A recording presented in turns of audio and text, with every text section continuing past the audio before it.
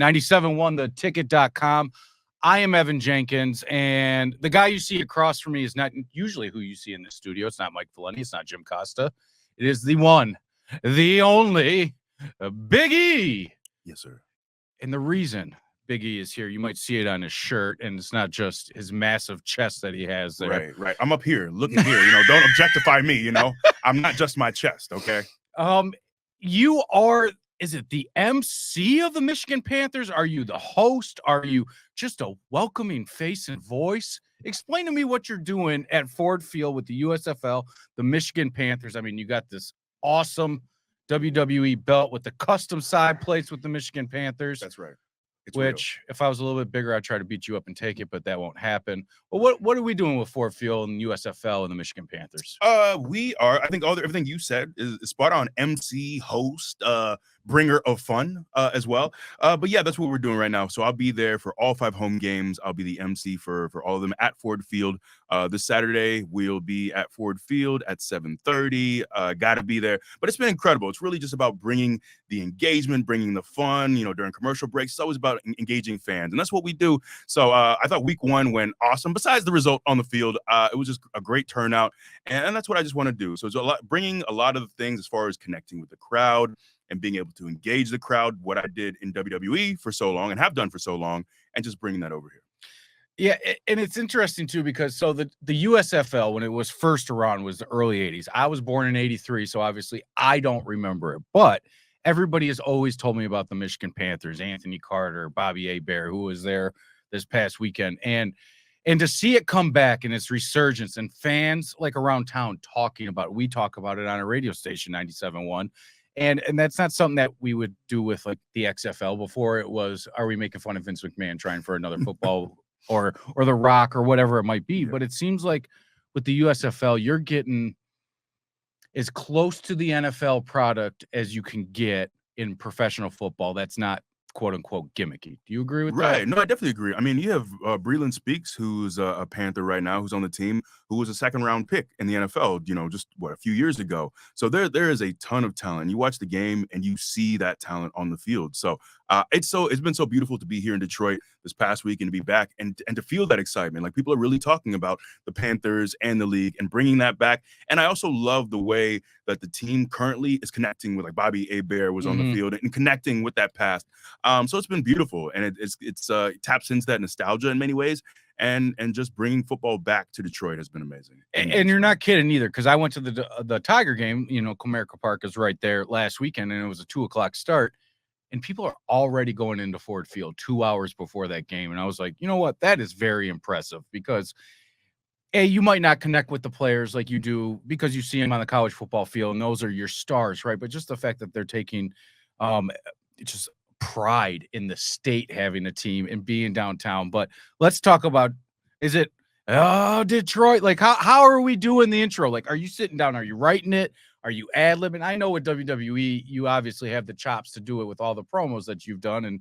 And I would say you were the front man with speaking with New Day. And I mean, I remember when you guys came out as basically a gospel choir and yes. transitioned into what you do today. Yeah. How does that happen, that process of writing those promos for the Michigan Panthers and the USFL? Well, sometimes it's ad-lib, sometimes it's coming up with things beforehand, but and similarly, that's kind of has been my process with WWE as well. And it just depends on what the segment or whatever we're doing calls for. And I think I tell people all the time, WWE for me was the best training in how to be a performer, because you're doing this not just on TV on a weekly basis, but we have live events and we have these shows. So really, as someone who was an introverted kid, who was just an athlete, who didn't like public speaking before I got into the WWE, all these things that were very foreign to me, now I've had this practice of doing that. So it's just bringing those skills that I've gained in WWE and bringing them over to this. So how are you doing? You haven't wrestled in a while. You had a neck injury. Just how are you physically? I feel tremendous. I tell people, like, I feel so fortunate. I don't know if I've ever been happier or healthier, which is hard to imagine after breaking your neck in 3 places, including your C1 in 2 places and being out of the ring. But I've had so much support from my friends, from my peers, from fans. Everyone has been truly incredible. And I also I've just been really fortunate too. Even the doctors in Birmingham took great care of me. That's actually where we send typically WWE when people get hurt. They'll send them to Birmingham to get hurt. I'm sorry, to get surgery or to get medical care or whatever. But I actually got hurt in Birmingham. I broke my neck. So just a short trip down the road from the arena, and we went right there to the hospital at Birmingham, and they took such great care of me. WWE has made sure I've had no issues with medical expenses or any of those things. They've gone above and beyond. So I'm really thankful because I just have so many great people around me who've looked out for me. I was also just very fortunate that, if I broke my neck and there was any displacement, there would have, I would have had to have some kind of surgery, or there could have been other issues. But thankfully, it all kind of stayed in place, and I just needed to be in a hard brace for 3 months, which is a long time, but really, honestly, wasn't that bad. But yeah, it's like it could have been way worse, right? It really could have been way worse, and that's my big takeaway. It's not, oh, woe is me, or this is horrible that I've been out of the ring for 14 months. It's knowing, man, the fact that I can get up out of bed and I can walk and I have the use of my limbs and I have strength and no pain issues, none of those things. I am so thankful and so grateful for all those things on a daily basis. Because like you said, it really, really could have been a lot worse. Well, okay. So you performed professional wrestling at its highest level, and you also played football collegiately at its highest level in D1, and you're in Big Ten country here in Michigan, and you played at Iowa. Do you get the itch? Like, just, I know you probably can't go out there and perform right now with your neck and everything, but just watching football at that high competitive again, do you get the itch like, man, I wish I was out here banging again? You know what? I had the itch for so long. So I tore both my ACLs in college. Oh, that's fun. Yeah, a good time. I broke my right patella. I tore my left pec all in 2.5 years. And I realized, but I've had a lot of injuries in my life. Mm-hmm. But so for me, I ended up getting a medical hardship, which means I was done playing, but I was still honored my scholarship after my redshirt sophomore year. And I stayed on campus for a bit. So during that time, I felt football was my first love. That was my dream, especially, honestly, too, even growing up in Florida. When I was a kid, the noon game on ESPN, without fail, every fall was always a Big Ten game. Yep. So that was like my first exposure to college football. It was the Big Ten. And Iowa at the time, when I signed with Iowa, they were number 8 in the country the year before. Robert Gallery that year went number 2 overall. It was just a no-brainer for me to go to Iowa. Anyways, so I had the itch. The itch lasted for a while when football was done, and it honestly was hard for me because I felt like I had more to give, and I felt like injuries kind of robbed me of that. It wasn't really until WWE came along, even though it's not the same thing, it's different, it's sports entertainment, but it really helped fill that void in a way that was really unique. And that itch for me was kind of gone. It was still being able to perform, still being able to run fast and run into people and be physical and do all the things that I loved as an athlete, but doing it in a different sense. So for me, that itch kind of went away, and I was able to just love it as a fan again. And that's the one thing, like, for me, I think about, I text, there's a group of us, guys that I play ball with at Iowa. We all lived in house together. We were in the same class together. And we text each other every single day. Those are my boys forever. And we talk about this. We talk about like the PTSD of fall camp, of thinking about being in fall camp. I don't want to do that again. I don't want to be in pads for 3 weeks going through that. It is rigorous. They put you through a lot. So for me, that itch is gone. It's long gone, but I love being a fan. I listen to like 3 different college football podcasts. I watch as much as possible. I'm such a fan of the sport. So I don't personally have an itch, but I love the game still. So if you're such a fan, what the hell is going on at Iowa? I need to know, because people talk about nepotism. They talk about maybe a coaching change. And obviously you played there, and listen, you're biased. You probably like the coach. He gave you a full ride. That's right. Helped out Yes. your career. But at what point do you look at it from the outside in and say, maybe Iowa should go a different way? Because I don't know if you know this, but they have a couple former Michigan Wolverines on their team coming in this year, Cade McNamara and Eric All.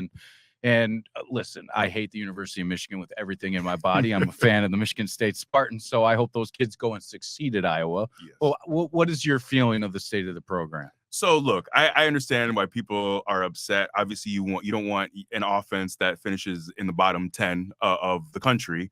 But I will say, like you said, Coach Ferentz has been there since 1999. I played for him. He offered me a contract. He's a legend. I yes. agree. Yeah. Or scholarship. He is a legend. And even the DC right now, he recruited me back in 2004, Phil Parker. So I am definitely biased. There's a lot of focus on the offense, and rightfully so. there definitely needs to be improvements there. There's strides there. So, I think a lot of people are energized with Cade coming in, with Eric All coming in. I think there was a wide receiver transfer as well. So I think that's something that's definitely going to need to be improved. And we all feel that way too. The defense has been absolutely stellar, has been incredible. And you look at the draft, you look at Jack Campbell going in the first round. You look at all the here, talent by the way. Yes, to Detroit. Yes. And then Sam Laporta, second round. an incredible tight end. Yeah. Yes. He's a Lion. And Iowa has a great track record of putting guys into pros, great at developing guys. So obviously we want to see some major strides in the offense. That's definitely something that I'm excited to see. But I'm not ready. We're not ready to throw out the baby with the bathwater quite yet. You know, Kirk has had a ton of success at Iowa, but I'm with you too, like in the sense that we want to see the offense be explosive, put some points on the board. Now, okay, you're at Ford Field.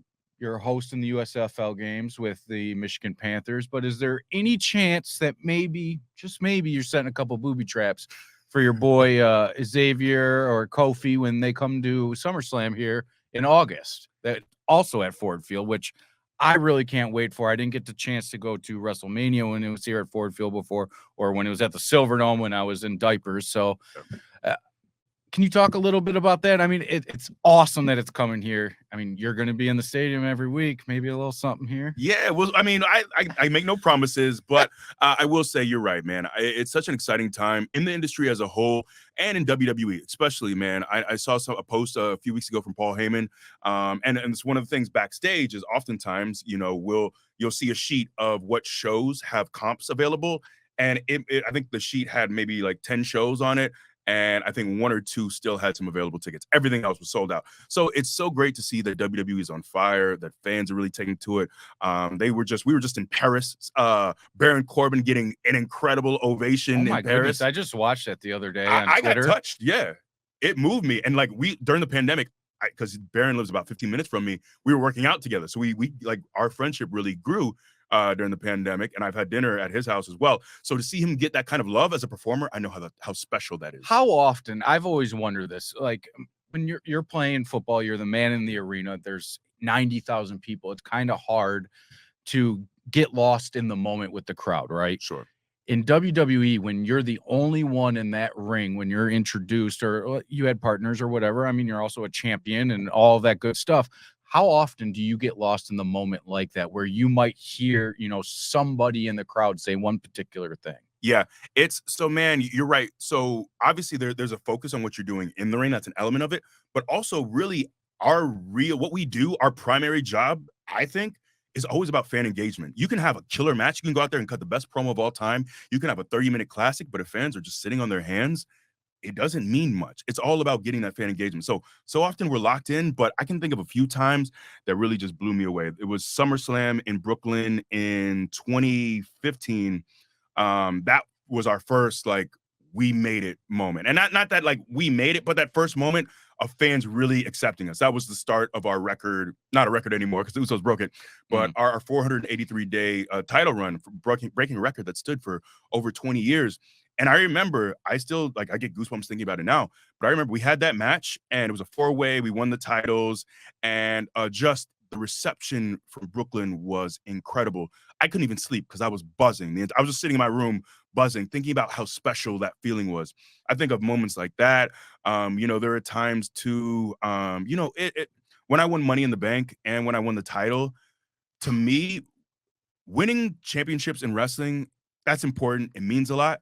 But when you get that love from fans, especially as a babyface, as a good guy, as a heel, when you get those boos, that's what you're looking for as well. When like the Dominic Mysterio heat, when they're booing you out of the building, when you can't even open your mouth, that to me is special. But also what's really special for me, what really made it so incredible and so memorable for me, was the outpouring of love. When I stood up on that ladder, and I'm not great with height either, but when I stood up there and that adrenaline was taking me away and I unclipped the briefcase and I stood up there and held it, it's one of those moments where when I won the title and I remember like fist pumping kind of in a split.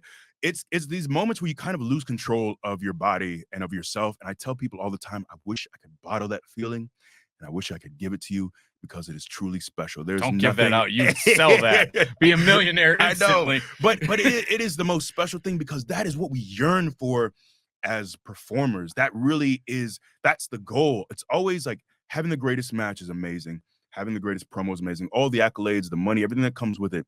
But when you do your job at the highest level and you have the fans in the palm of your hands and you're getting the reaction that you have worked so hard for, and you tell those stories, even like the way Kofi Mania culminated, and seeing that, like that to me, I will say there's a lot in wrestling that, kind of disappoints you at times.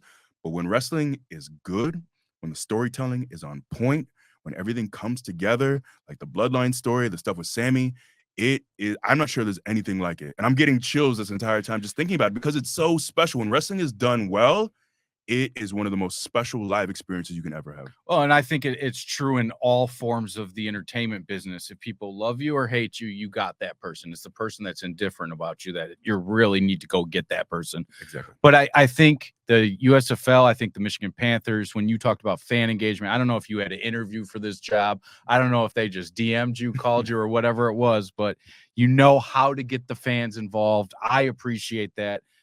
Just in wrestling, my favorite thing has always been the big grand entrances. Once that music hit, once the mic was grabbed, all of that personality is what made me grow and love it for 37 years now, that we get to now incorporate with professional sports, which I've always thought should be hand in hand, whether it's, Mike Tyson or the boxers coming in to WWE, but in football, I mean, dude, this is your calling if you're not wrestling, isn't it? Yeah, it very much is, because my love for football is really authentic, man. It's something that I feel like in many ways, I feel lucky that I get to be in the building and I don't have to pay for a ticket. You know what I mean? Like I get to be a fan on the sidelines.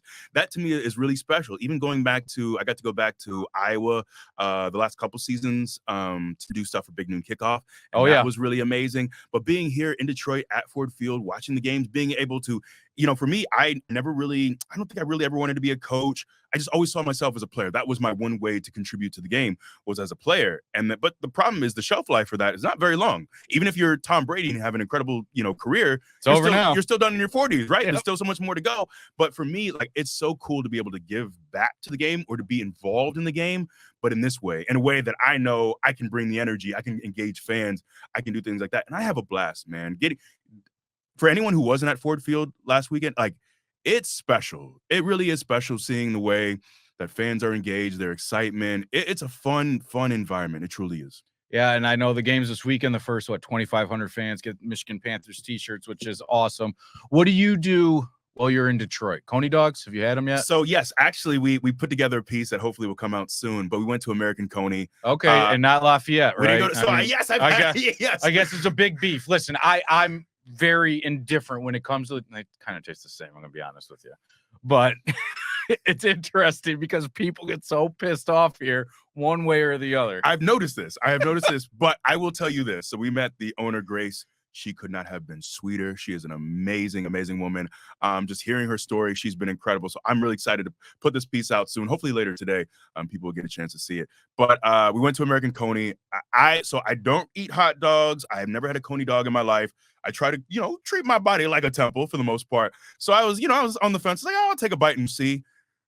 This Coney dog, American Coney, was so good. And she told me, I guess it's not a lot of fillers, the quality of meat, but you can tell when you bite into it, the bun was like biting into a cloud. It was just so soft. It was incredible. I will tell you. And then, so I was planning on like having one bite for the piece we're doing and then moving on. I had 2 other Coney dogs before I left. Well, yes, right. I had to. I mean, there's gyms. You can work that off, right? Yeah, I was like, I worked out that day. I'm fine. I'll get some extra calories. But I need to do some more. So we're really excited. Actually, we're looking forward to doing some different things. Like I want to go to the Motown Museum. That's cool. The Better Made Chips Factory. We're working on trying to get there as well. Get you some Faygo Pops. Faygo Pop. I was told I got to have a Faygo Pop as well. But really just immersing myself into Detroit. And I really, even before I started this gig, to me, there was always just something really special about Detroit, because people from Tampa don't talk about Tampa the way that people from Detroit talk about Detroit. It's kind of crazy, isn't it? Like, you can offend somebody so quick by talking. Like, we can talk bad about the city. It's all right. We live here. We've grown up around here. In the city, trust me, it is night and day from what it was 15 years ago. Right. And it's beautiful, and you can walk around, you can do whatever. You have all of these stadiums that are right there. Yes. How many cities? You've been to every city in America, basically. You're not going to find stadiums that close to one another. It's not like that anywhere. And it's so cool. Like I got to throw out the first pitch at Comerica for the Tigers. Strike or no? I mean, it was in the vicinity of a strike. Okay, there we go. but it was so cool to be able to walk from Comerica and Ford Field's right there. I remember asking like Brooke from WWE who's with us, like, where is Ford Field from here? And then as soon as we left Comerica, it's just right there. So it's just incredible that you can see. And Little Caesars is just right there as well. So you can go from seeing the Red Wings or the Pistons, the Panthers, the Lions, the Tigers, all in the same, like, a block or two? It's just all right there. So let me ask you about the belt just real quick. Yes, sir. And I'm wondering if it's premature. I understand it's promotion, but every team that wins a title gets a belt. WWE sends it off. You see Triple H with it, whatever it might be. Is that going to be the winning belt at the end of the year? Or the Michigan Panthers going to be holding that high up above their heads? Where we said it here first. It's a prophecy now, and it will be fulfilled. Right. It shall be fulfilled. That's right. With the custom side plates for the Panthers, by the way. But yeah, man, obviously off to a great start, 2-0 last week. Didn't go as well, but we're about to get back on that horse. And yeah, I feel good about that. I love it. Go out, go to Ford Field, see the Michigan Panthers, USFL. There's other teams that play there as well. So if you're looking for pro football in the spring into summer, I mean, there's no better place to go and get it. Screw sitting on your couch, right? Exactly. Go get the action. Yes. Go see Big E. Yes. If you're not going to see the football players, go. And last plug, tickets start at $10. $10, man. You really can't beat that. I hate to say I'm not going to bag on the Tigers, but you're not getting in there for $10. Exactly. I'm going to call a spade a spade. Yes, we love the Tigers too. We do. I do. But yes, $10, man. And we're going to have DJ Trauma coming in from LA. There'll be a light show as well. It's really great for the kids, for older people as well, for everyone, little and big, man. It's Body wonderful. slams for all? We'll see. Body slams. Yes. Please hold on the body slams. No promises on the body slams. All right. He is Big E. I am Evan Jenkins. Thank you guys so much for watching. Go check out the Michigan Panthers. Do it. Let's hunt.